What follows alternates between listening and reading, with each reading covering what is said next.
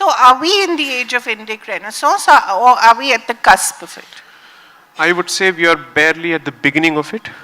And I think there's a long way to go, because you see, over the last 3 or 4 years, conversations have been repeatedly and repetitively revolving only around the question of what the Marxists and, let's say, the Nehruvian coterie did to history in terms of distortion. I think that discussion is more or less done and dusted. Now I think it's time to implement an action and put out the work. Because after a point, it ends up taking the shape of endless victimhood, where there is let's say there is no value addition. So today if someone tells me, why isn't that we aren't doing this in history, why aren't we actually incorporating this as part of a knowledge system? I'd say, why don't you pose the question to the people in power? That's the audience to which this question must be aimed at. Unfortunately, we don't seem to be doing that. So I think now we are past the identification of the problem.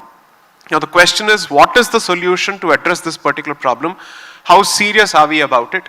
Is history, so when you look at, let's say, revisioning of history, it's not revisionism in that particular sense, but it is perhaps, as previous panelists put forth, presenting, let's say, a clear picture along with facts. But then it's not going to be limited to the realm of history alone. When you look at history, you're not going to be just limited to history of politics, but you're also going to be looking at history of education, history of culture, and whatnot, history of science in this country, so on and so forth. So that, I think, in that particular direction, NEP is perhaps a baby step of a baby step of a baby step. So why do you say that? Because when the NEP came out, I clearly felt it was a half measure. The government was perhaps, and I'm not someone who can put myself in the shoes of the government, so I'm sure there are 108 considerations that they have in mind. But I believe that the government is constantly holding back its punches in this particular direction, either because of lack of confidence with respect to what it wishes to present, or because although it thinks that it is justified in the position that it wishes to take, it doesn't know how to respond to or parry the attacks from the usual suspects in the media and academic establishment.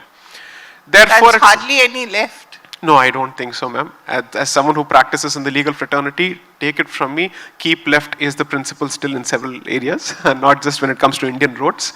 So, I've seen that way too often.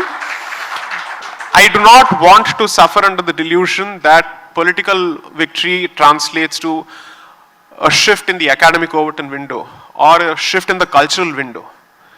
And dare I also say this, unfortunately, I think there is a certain degree of cultural continuity or historical continuity even in the manner that this particular dispensation views at its own history. So when people read my books, they tend to assume that this is supposed to be some kind of a stick to beat the Congress with or the left with. Unfortunately, they've got it wrong. That's not what I'm trying to say. Both the left and the right, and the very existence of terms such as left and the right, points to the problem here, which is that we seem to lack originality and the confidence to draw from our own civilization. And that, I would say, equally afflicts the current establishment to a significant degree, but perhaps not to the degree that it afflicts the Congress establishment or the other political options that are available at this point. So I would say that no option today is ideal, and maybe that is always going to be the case. But I hope we start moving in a particular direction where at the very least we take incremental steps in addressing and correcting this particular position.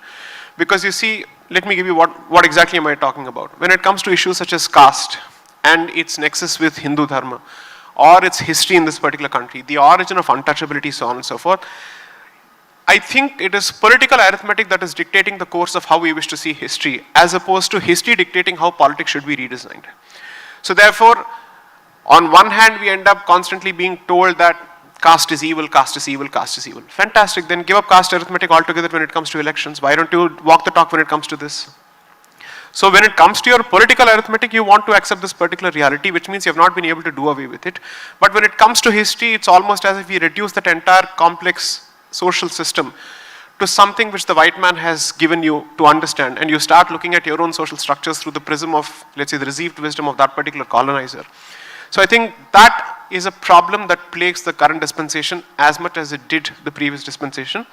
The only good part is this dispensation is perhaps a big tent of several non-left ideas, and therefore there are several alternative voices within this particular camp as well.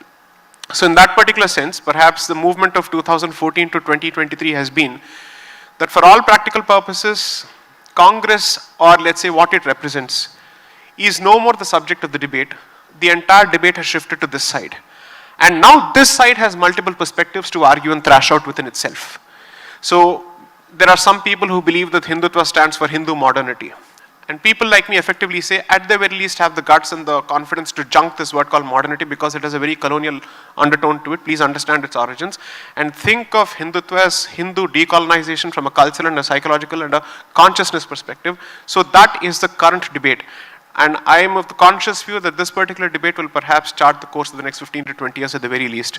So we may not ultimately end with a situation where either side wins comprehensively, and it's not a victory in that particular sense, but you may end up with some kind of a hybrid outcome. A hybrid between decolonialization and modernity? So Hindutva decoloniality and Hindutva modernity. I think that is where the battle is at this point. And what will that hybrid look like? So it's like this. Hindu modernity is being presented as the new version of Hindutva by quite a few people who seem to somehow be comfortable, marrying Savarkar and Ambedkar and Periyar. I mean, I don't know how that actually works. They want to somehow co-opt Savarkar, they also want to co-opt Ambedkar, they also want to co-opt Periyar, and on the same issue. I can understand for different issues it makes sense, but on the very same issue of Hindu Dharma, caste and so on and so forth. Hindu decoloniality says, first, understand the system for what it is. Then ask yourself whether it makes sense to constantly bash that particular system for what it was. And then ask yourself whether what it exists as is relevant and can it coexist with contemporary situations and circumstances and the demands of the current day.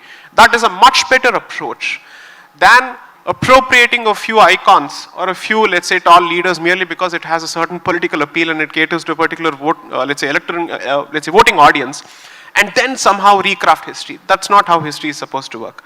And which is precisely why I have very clear reservations with respect to outsourcing Indic Renaissance and Hindutva altogether to the political stakeholders.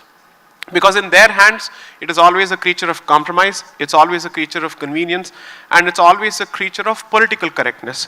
Something that history should never be subjected to. History is always politically incorrect.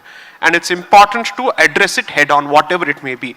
If history tells me that certain aspects of certain smritis are indeed racist in nature, or they indeed perpetuate a certain supremacy, I would simply ask, okay, then how do I look at that particular portion of history for what is good, what is bad, and what is ugly, and what do I take from there? So neither am I asking for whitewashing of everything. But I'm certainly not going to be comfortable with the very same mistakes that the Congress committed now that it comes to a different entity altogether. I've said this before, I think Congress is not an entity, it's a Pretatma. So merely because it may have lost political, let's say, relevance in some portions of the country doesn't mean that the spirit has not traversed into the current dispensation. There are certain portions of the current dispensation who have appropriated that Pretatma. I think there needs to be some kind of exorcism that is performed, but since I'm a Hindu, I won't resort to exorcism, I'll go to Tantra. You mustn't be a very